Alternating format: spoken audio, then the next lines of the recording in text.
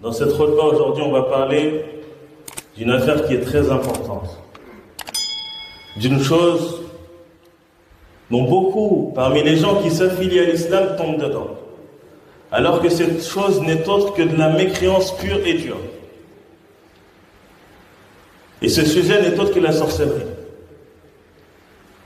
La sorcellerie fait partie des plus grands des péchés. Le prophète sallallahu alayhi wa sallam les a considérés parmi les péchés destructeurs. Il détruit ta religion. Il détruit ta vie d'ici-bas avant de détruire l'au-delà. La sorcellerie. Allah Azza wa Jalla dans le Coran, il nous montre que la sorcellerie, c'est de la mécréance.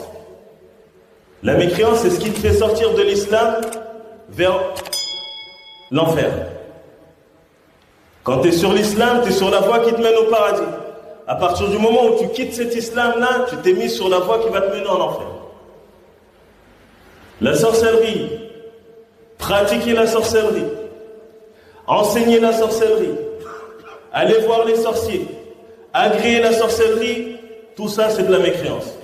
Tout ça te fait sortir de l'islam. Allah Azza wa Jalla dans le Coran nous dit وَمَا كَفَرَ سُلَيْمَانُ وَلَكِنَّ الشَّيَاطِينَ كَفَرُوا يُعَلِّمُونَ النَّاسَ السِّحْرَ. Il dit Azza wa Jalla, Sulayman n'a pas mécru, mais ce sont les shayatines, ce sont les démons qui ont mécru. Pourquoi? Car ils enseignaient aux gens la sorcellerie. Et il dit après فَيَتَعَلَّمُونَ مِنْهُمَا مَا يُفَرِّقُونَ بِهِ بَيْنَ الْمَرْءِ وَزَوْجِهِ. Et ici, ils t'enseignent parmi les œuvres que font ces sorciers-là.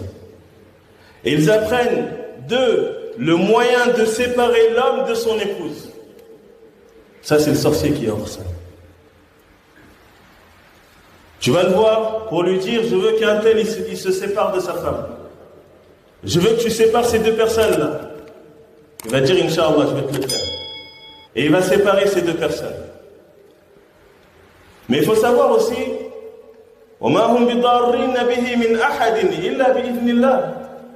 c'est que ces sorciers ne nuisent à personne si ce n'est avec la permission d'Allah subhanahu wa ta'ala. Ça veut dire que ce qu'ils peuvent faire, ils le font qu'avec la permission d'Allah tabaraka wa ta'ala. Ils n'ont pas ce pouvoir absolu de faire ce qu'ils veulent. Mais ils font des causes et Allah, il permet ou pas que ces causes agissent. Donc ils n'ont aucune part de la seigneurie. Allah Azza wa Jalla nous dit aussi وَيَتَعَلَّمُونَ مَا يَضُرُّهُمْ وَلَا يَنْفَعُهُمْ. Et ils apprennent ce qui fait du mal et ne leur fait aucun bien, et ne leur apporte aucun bien. La sorcellerie, c'est que du mal. Il n'y a aucun bien à l'intérieur. وَلَا يُفْلِحُ السَّاحِرُ حَيْثُ أَتَى. Allah Azza wa Jalla nous dit aussi, et les sorciers ne réussissent pas où qu'ils soient. Donc cette voie-là, c'est une voie qui mène à la perdition. C'est une voie qui mène vers l'enfer. C'est une voie qui mène à ce que tu perds cette vie d'ici-bas et l'au-delà. Le sorcier, c'est une personne qui va travailler avec les shayatines. Les shayatines sont une catégorie de djinns. À partir du moment où ils atteignent une mécréance élevée, ils deviennent des shayatines. Donc le sorcier, pour pouvoir faire cette sorcellerie-là, pour pouvoir travailler avec ces shayatines, il va devoir tomber dans la mécréance. C'est-à-dire que le djinn, le shaytan, il va lui ordonner de faire des œuvres de mécréance. Comme de rentrer le Coran dans les toilettes, de rabaisser le Coran, d'écrire le Coran avec des impuretés, et ce genre de choses. Et plus il va faire de la mécréance, et plus sa sorcellerie aura de la force. Donc pour pouvoir travailler avec ces shayatines, il faut forcément qu'il tombe dans la mécréance. Il va lui demander de l'adorer, d'adorer ce shaytan-là, en dehors d'Allah subhanahu wa ta'ala. Donc les sorciers sont des mécréants, c'est des gens qui sortent de la religion. Bilmar, n'aie même pas de doute sur leur mécréance. À partir du moment où ils travaillent avec ces sorciers, ils travaillent avec ces shayatines, sache que forcément ils ont commis de la mécréance, ils sont sortis de la religion. Donc ils ne font même plus partie de l'islam. Allah Azza wa Jalla, il nous a interdit d'aller voir les sorciers. Il nous a interdit d'apprendre la sorcellerie. Il nous a interdit d'enseigner même la sorcellerie. Même toi tu dis, moi je ne suis pas un sorcier, mais je vais voir les sorciers. Tu as le même jugement qu'eux. Tu n'as pas à aller voir les sorciers, ni aller leur demander quoi que ce soit, ni aller leur demander d'ensorceler un tel ou un tel. Comment le musulman il peut tomber dans ça? Alors que le musulman c'est quelqu'un qui fait le bien autour de lui. Al-Muslimu man salim al-Muslimuna min lisanihi wa yadihi. Le prophète sallallahu alayhi wa sallam nous dit, le musulman c'est celui dont les musulmans sont à l'abri de sa main et de sa langue. Ils sont à l'abri de ses faits et de ses actes, de ses paroles. Comment tu peux prétendre l'islam et aller nuire aux gens? Tu vas voir des sorciers, des fois même pour des gens qui sont tes proches, des gens de ta famille. Tu vas ensorceler des gens de ta famille, tes enfants, tes frères et sœurs, ton mari ou ta femme. Et combien de foyers ont été détruits à cause de ces sorciers? Combien de couples ont été séparés à cause de ces sorciers? Combien de vies ont été détruites à cause de ces sorciers? Alors que l'islam nous appelle au bien. L'islam veut qu'on s'écarte de tout mal. Et la sorcellerie fait partie de ces choses qui sont énormes. Ils font partie du mal que la religion nous a interdit de s'approcher. Le prophète sallallahu alayhi wa sallam, une fois, pendant qu'il était assis dans la mosquée, il a dit à ses compagnons, un homme des gens du paradis va rentrer de cette porte. Ils ont vu un homme rentrer. Un autre jour, il a dit la même chose, ils ont vu le même homme rentrer. Il y a un compagnon qui s'est dit, il faut que je sache ces hommes. C'est quoi qui a fait que le prophète sallallahu alayhi wa sallam, il a dit que cette personne-là va rentrer au paradis. Donc du coup, il est parti le voir et lui a dit, j'ai eu un petit problème avec mon père et j'ai juré que je ne rentrerai pas chez moi. Est-ce que tu peux m'accueillir quelques jours? Il lui a dit, bien sûr. Il l'a accueilli chez lui. Du coup, il est resté chez lui et il regardait les œuvres qu'il faisait. Et il a remarqué que cette personne-là, elle ne faisait pas plus d'œuvres surrogatoires. C'est-à-dire, elle ne se levait pas la nuit pour prier la nuit, elle ne jeûnait pas spécialement les journées. Donc après avoir passé ces jours auprès de cette personne-là, il est parti lui dire, en réalité, il n'y a rien entre moi et mon père. Mais c'est juste que le prophète sallallahu alayhi wa sallam nous a dit un jour, va rentrer de cette porte-là un homme des gens du paradis. Et c'est toi qui es rentré. Et un autre jour, la même chose. Et c'est toi qui es rentré. Donc j'ai voulu savoir les œuvres que tu faisais. Et là, cet homme, il lui a dit quoi? Et Akhi, je fais rien de plus que ce que tu as vu. Ce que tu m'as vu faire, je fais rien de plus. Ensuite, il lui a dit, si ce n'est que le soir, quand je vais dormir, j'ai rien dans mon cœur contre personne. Aucune jalousie, aucune haine envers personne. Et là, il lui a dit, non, ça doit être pour ça. C'est ça qui a fait de toi un homme des gens du paradis. Donc le musulman, c'est comme ça qu'il doit être. Comment tu peux vouloir le mal aux gens comme ça, à ce point-là, au point d'aller voir des sorciers qui vont détruire sa vie, le rendre malade, ou faire en sorte qu'il y ait un djinn qui va rentrer dans cette personne-là, qui va habiter dans ce corps-là. Comment le musulman peut aller voir les sorciers?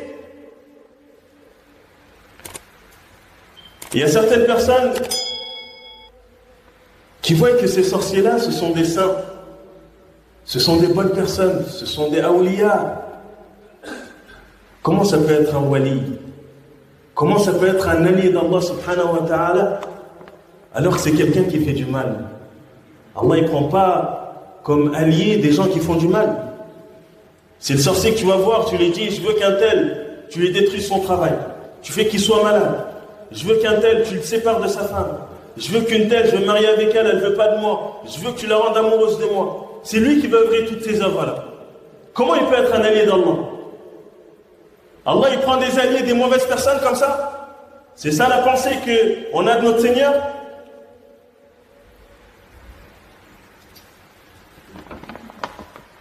La sorcellerie, c'est quelque chose d'interdit.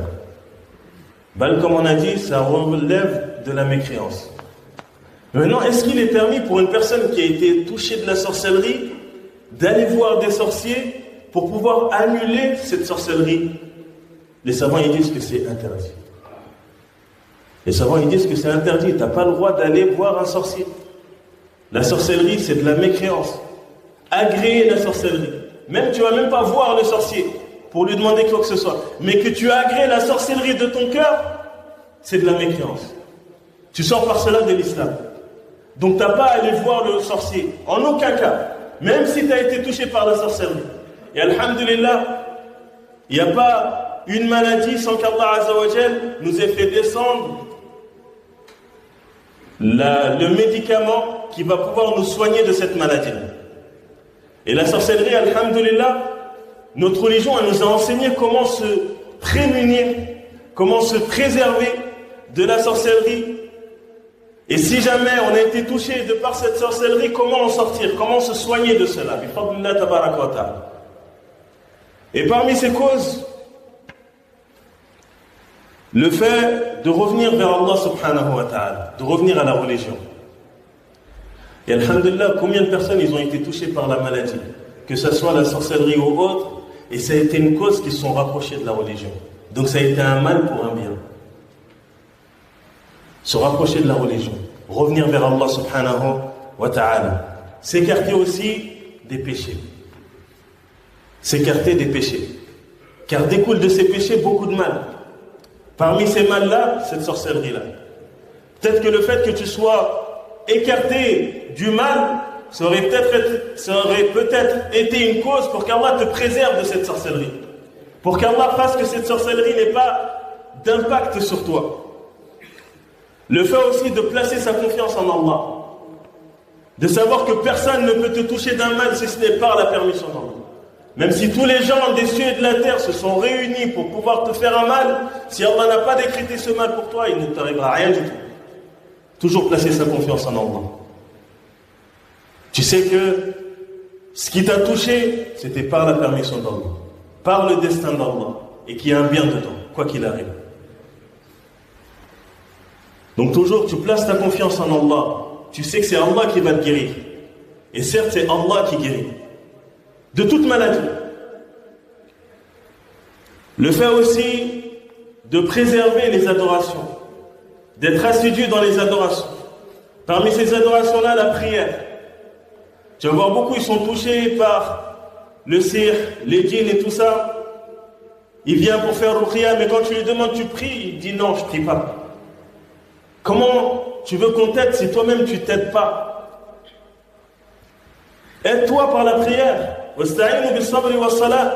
Azza wa Jalla dit demandez l'aide par la patience et la prière. Demande l'aide, recherche l'aide dans la prière, recherche l'aide avec la patience, par la patience. Donc aide-toi par les adorations, rapproche-toi d'Allah, reviens vers sa religion, délaisse les péchés. Sois là où Allah il veut que tu sois. Écarte-toi des endroits où Allah t'a interdit. Les adhkar, les invocations, de manière générale. Les invocations du matin, les invocations du soir, les invocations lorsque tu sors de chez toi, que tu rentres de chez toi, que tu rentres aux toilettes, tu sors. Toutes les invocations que tu peux faire, préserve-les, dis-les. C'est des protections pour toi.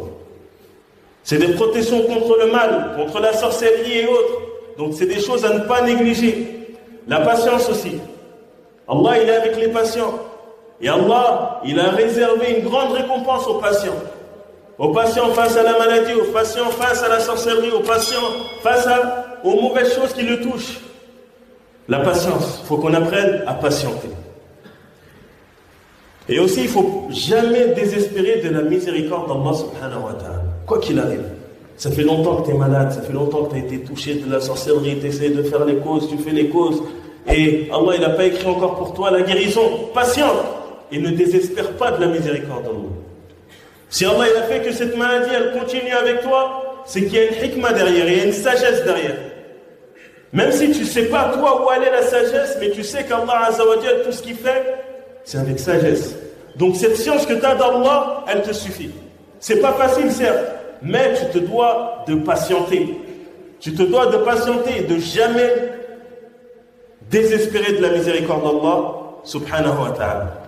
Parmi les causes aussi qui vont te préserver de cela, le Coran, car le Coran est une guérison.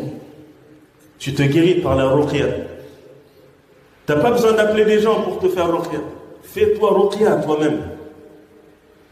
Allah, des fois, il va faire que la maladie te touche pour entendre tes invocations en toi, pour voir les causes venant de toi, pour que toi-même tu récites sur toi, pour que tu te fasses ruqya à toi-même, ne serait-ce que par Suratul Fatiha. Tu te récites la Fatiha, tout le monde connaît la Suratul Fatiha. Tu dis oui, j'ai pas beaucoup de science, oui, apprends la science. Les savants, ils sont nés savants? Non, ils ont appris. Donc qu'est-ce qui t'empêche d'apprendre? Qu'est-ce qui t'empêche d'apprendre la langue arabe? De lire la Fatiha, de comprendre ses sens, de lire le tafsir et de réciter cette sourate-là en comprenant ce que tu dis. Rien ne t'empêche. Récite Suratul Baqarah. C'est une protection. Tu es protégé des shayatines lorsque tu récites Suratul Baqarah.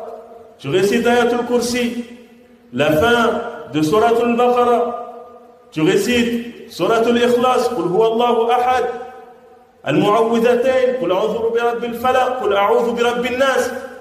Toutes ces sourates-là, c'est des sourates qui sont protectrices. Elles te protègent de toutes ces choses-là. Donc on ne néglige pas la lecture du Coran, qu'on ne néglige pas la lecture du Coran et qu'on revienne à Allah surtout.